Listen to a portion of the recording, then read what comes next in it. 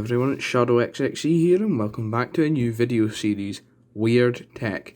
Today on Weird Tech we are featuring the NVIDIA FX 5200. I got this at a car boot sale in Poland for around £2.50 and it's not in the greatest condition. You can see that there's some cap bulge right here. The cooler's been ripped off for some reason. And I'm pretty sure there's some components missing around the board, so it's not in great condition. But the reason I got this was because of its history. This is renowned as one of the worst graphics cards to ever be made, and I'll go into why in just a second.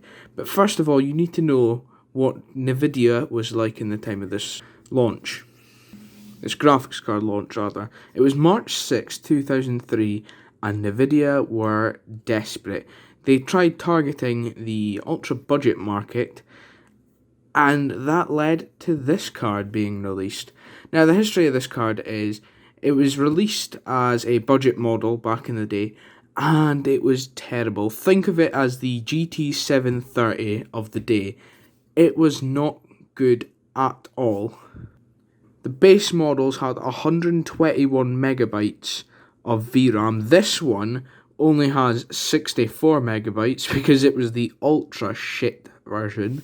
It had 4 pixel shader units, 1 vertex shader and 4 TMU and ROPs.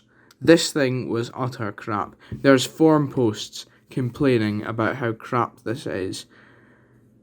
But that's why I got it. That's why I bought this card.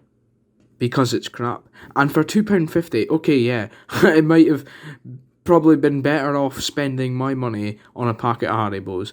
But I love this card because it's the epitome of utter failure. Not only is it a part of PC gaming history, it's the epitome of desperation.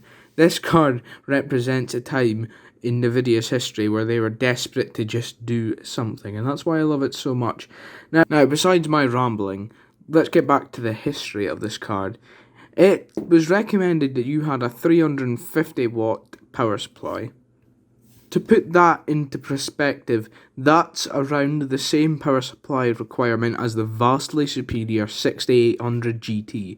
So this card was not only crap in actual compute and graphics performance, but it was crap in power consumption because it consumed the same amount of power as a vastly higher quality card.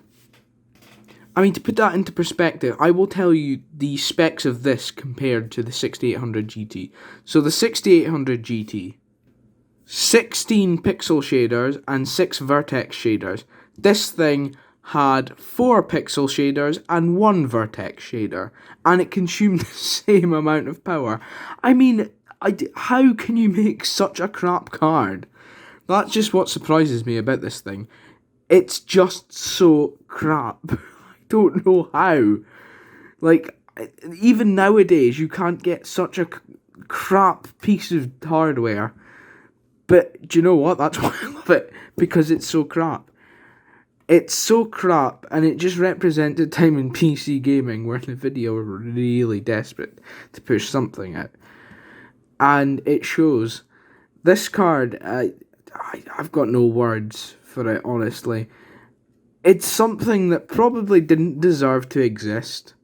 Something that probably, when it did exist, wanted to die because of how bad it was. And something that likely no one bought except this one person that I got it off of.